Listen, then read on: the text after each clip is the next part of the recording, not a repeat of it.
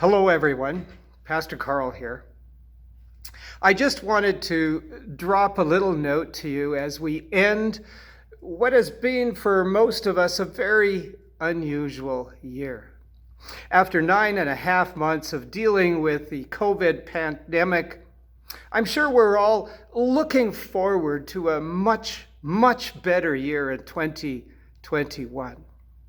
So as we end this year of 2020, for all of you here at the Penticton Church of the Nazarene, Sherry and I want to thank you. We want to thank you from the bottom of our hearts for all your love, for all of your patience, and all of your help in so many ways through this last year of ministry. Thank you for understanding, and thank you for your faithfulness. First of all, your faithfulness to the Lord our God, and then your faithfulness to our church and to the ministries of our church, in spite of all of the setbacks that we were so privileged to carry out.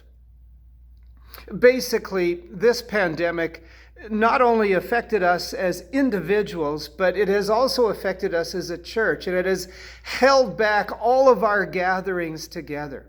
It has become an unprecedented public crisis for us as individuals, for us as a church, for our country, and also for our world. So, as we end this year of 2020, I want to encourage you. I want to encourage you to stay strong in your faith and to continue to grow in your relationship with the Lord. I want to encourage you to continue reaching out to each other, strengthening one another in the faith, and being involved in the ministry and the support of the Penticton Church of the Nazarene. Indeed, as we say goodbye to 2020, we certainly are looking forward with much hope and much anticipation to 2021. And as we begin the new year, let me share with you something that I have been doing over the past 20 years. And that is, in the last couple of months before the year's end, I began looking for a special verse or a special passage of Scripture that will inspire, that will encourage, or give me that one thing that I need for the coming year. A verse that I can come back to time and time again over the year and draw strength from. My passage for this past year, that is the year 2020, was from Psalm chapter 62, verses 1 and 2, which says this. It says, "My soul finds rest in God alone.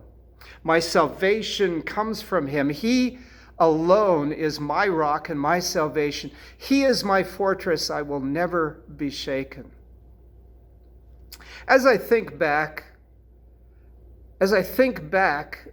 when I chose this passage at the end of 2019, I had no idea what we would be going through as a church, or what our nation or what this world was going to have to face throughout 2020.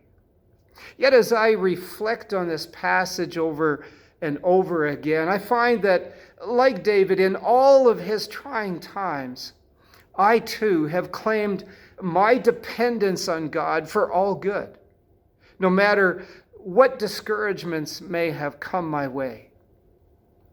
I have turned to the Lord for strength. I've turned to the Lord for guidance, for help, for not being anxious about the situation or the things that were happening throughout the year, but to in stillness wait on God. It's truly been a very appropriate passage for this past year, and it has granted me the confidence that I have needed over this challenging year. As I was reading in my studies a couple of months ago, I came across Moses' song in Deuteronomy chapter 32. And some of those verses I have chosen for my passage for this coming year. In the book of Deuteronomy, we find that there was little movement forward for the Israelites. At the beginning of the book of Deuteronomy, we find Israel is found on the plains of Moab near the Jordan River. And as we move through the book and we come to the end of the book of Deuteronomy, here the Israelites are still there in that same place, waiting to cross the Jordan. Though spiritually the nation had not moved, physically the nation had not moved, spiritually and emotionally God had prepared them for the transition of Moses' ministry to the new appointment of Joshua in his place. Yet, in this pause on the threshold of the promised land, Israel has been reminded of what the Lord requires of them to take hold of that promise. Moses went over this time and time again to let them know exactly what was required of them to take hold of that promise that God had given them. And it all comes down to this. For us, it's not what we can do in our human strength and ingenuity, but it all comes down to what God will accomplish as we allow him to work and as we work in his strength, not our own, in his strength. Though Moses didn't enter into the promised land, he saw God's accomplishments.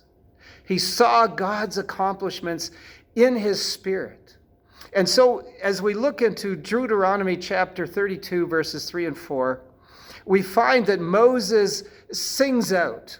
He sings out and he says, I will proclaim the name of the Lord.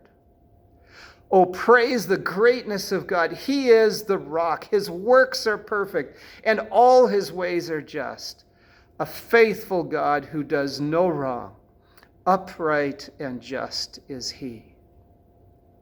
As I hold on to this passage for 2021, I believe its meaning and its impact will become more and more profound to me as I trust God for the future. Maybe you have never chosen a special verse for the year. And then again, maybe you have.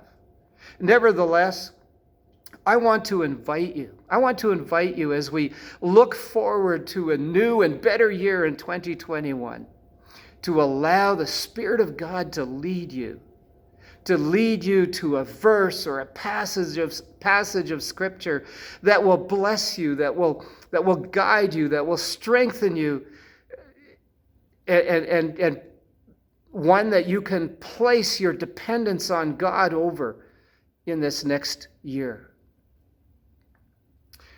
I want to say, may you find the passage that you have chosen as an inspiration to your faith and your walk with God. Being encouraged in your own spirit, being encouraged to help others as well in their faith journey. And may the Lord bless you. May the Lord bless you. May the Lord keep you. May the Lord make his face to shine upon you. May the Lord give you his peace in this new year. And so I just want to say, bless you all. We'll see you soon, and Happy New Year.